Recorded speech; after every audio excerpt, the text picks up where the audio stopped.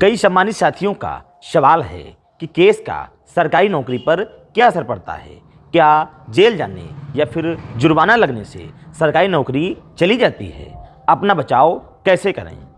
क्या court case होने के चलते सरकारी नौकरी मिल सकती है? केस होने की दशा में पुलिस वेरिफिकेशन से कैसे बचें?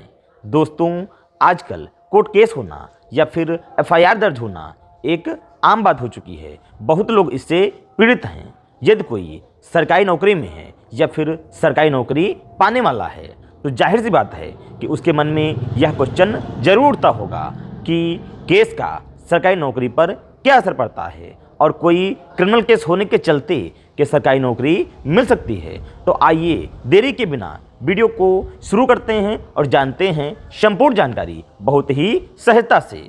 क्रिमिनल केस के असर को हम 4 भागों में बांटते हैं। सबसे पहला है अरेस्ट होने पर। अगर आप सरकारी नौकरी में हैं और आप पर कोई एफआईआर दर्ज हो जाती है, चाहे वह दहेज, मारपीट या फिर 107, 150, 151 सीआरपीसी के अंतर्गत हो या फिर अन्य किसी एक्ट में हो, अगर आप अरेस्ट हो गए और आपको 24 घंटे या 1 दिन से ज्यादा पुलिस हिरासत या फिर जुडिशियल हिरासत में रखा गया तो आपके डिपार्टमेंट को पता चलते ही आपको सस्पेंड कर दिया जा सकता है, लेकिन आपकी नौकरी नहीं जाएगी। आप बाद में बहाली के लिए अपील कर सकते हैं, लेकिन अगर बाद में उसी केस में आपको सजा मिल गई तो नौकरी चली जाएगी।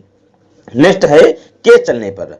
अगर आप पर कोई क्रिमिनल केस चल रहा है लेकिन आप उसमें अरेस्ट नहीं हुए हैं या फिर अरेस्ट होने के बाद 24 घंटे में जमानत पर रिहा हो गए तो आपको आपका डिपार्टमेंट इस आधार पर सस्पेंड नहीं करेगा, लेकिन इसका पता चलने पर आपके केस की फाइल को मंगवा सकता है और जजमेंट का इंतजार करेगा।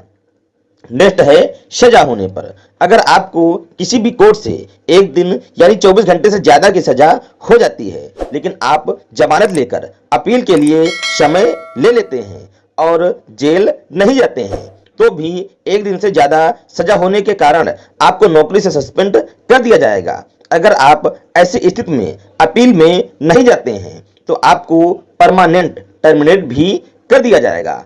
नेक्स्ट है फाइन होने पर अथवा जुर्माना होने पर। अगर आप पर किसी भी कोर्ट ने कोई क्रिमिनल फाइन 100 रुपए या इससे ज्यादा का सजा के रूप में लगाया है तो आप सरकारी नौकरी से सस्पेंड कर दिए जाएंगे तथा इसकी अपील नहीं करने की स्थिति में आपको सरकारी नौकरी से परमानेंट टर्मिनेट भी कर दिया जाएगा।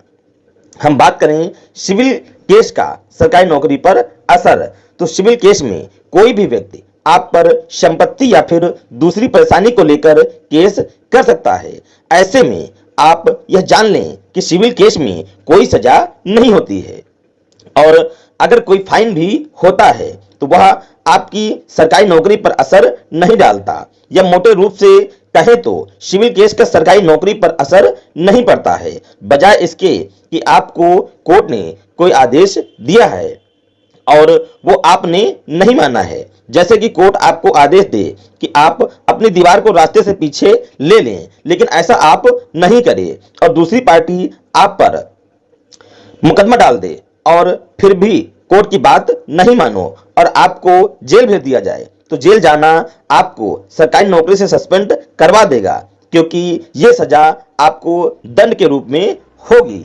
दहेज केस का सरकारी नौकरी पर असर। अगर आपकी पत्नी आप पर दहेज का केस धारा 498A या किसी और भी धारा में मुकदमा करके आपको जेल भिजवाती है तो आप सस्पेंड हो जाओगे। अगर केस को नहीं लड़ा या अपील नहीं की तो टर्मिनेट भी हो जाओगे, क्योंकि पत्नी को मारना पीटना या दहेज मांगना सरकार के खिलाफ है, यह एक अपराध है। अगर आपकी पत्नी ने आप पर घरेलू हिंसा या फिर धारा 125 सीआरपीसी में कोई खर्च बंधवाया है और आपने उसे नहीं दिया और कोर्ट ने आपकी सैलरी से काटने के आदेश नहीं करके आपको जेल भेज दिया है तो ऐसी स्थिति में आपकी सरकारी नौकरी नहीं जाएगी, क्योंकि ये क्रिमिनल क्राइम नहीं है, ये सिविल क्राइम है। हाँ, ये हो सकता है कि डिपार्टमेंट आपके जेल में जाने की स्थिति में आपको सस्पेंड कर दे, लेकिन बाद में बाहर आकर आप केस के सारे डॉक्यूमेंट्स जब डिपार्टमेंट को देंगे तो आपको बहाल कर देंगे।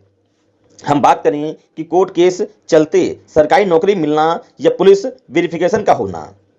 केस भी कई प्रकार के होते हैं, हर केस के हिसाब से पुलिस वेरिफिकेशन की रिपोर्ट बनाती है। तो आइए जानते हैं कैसे इन केस का सरकारी नौकरी पर असर। एफआईआर का केस। एफआईआर के केस भी दो प्रकार के होते हैं, हीनियस क्राइम और नॉर्मल क्राइम। अगर सीधे तौर पर कहूं तो कोई केस जिसमें सजा 3 साल या इससे कम है तो वह साधारण केसों में गिना जाता है।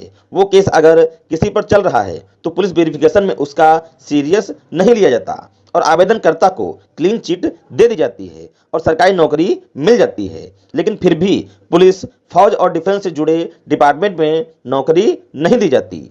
अगर कोई केस 3 साल से ज़्यादा की सज़ा का है तो उसको हीनियस क्राइम मानकर विचार किया जाता है और नौकरी नहीं दी जाती है।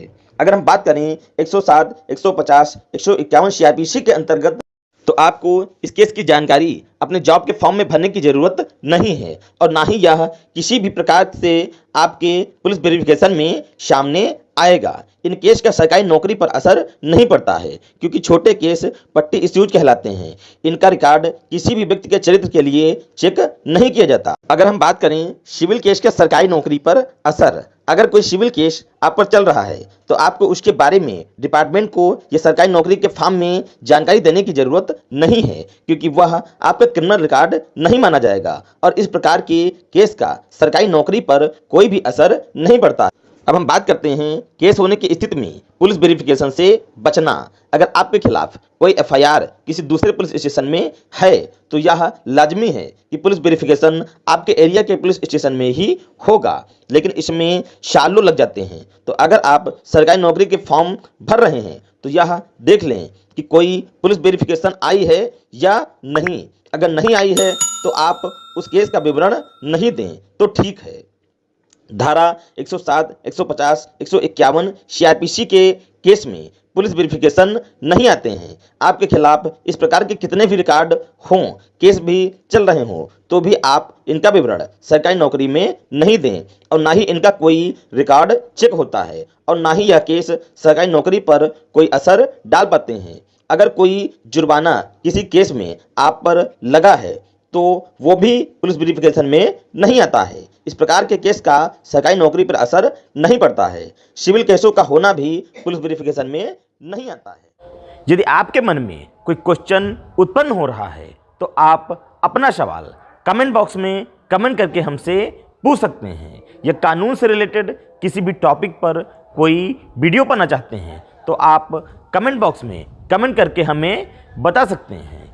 यदि यह रोचक और इम्पॉर्टेंट जानकारी वास्तव में आपको अच्छी लगी हो तो प्लीज़ वीडियो को लाइक कर दें और अपने दोस्तों में व्हाट्सएप पे, फेसबुक पे ज़्यादा से ज़्यादा शेयर करें ताकि जानकारी का लाभ ज़्यादा से ज़्यादा लोग उठा पाएँ। यदि आप हमारा चैनल प्रदीप लीगल हेल्प पहली बार देख रहे हैं और अभी तक चैनल को सब्सक्राइब नहीं किया है तो प्लीज़ चैनल को सब्सक्राइब कर लें और बेल आइकन यानी घंटी का बटन अवश्य दबाएं ताकि हमारे द्वारा अपलोड किए गए वीडियो का नोटिफिकेशन आप तक पहुंचे सबसे पहले।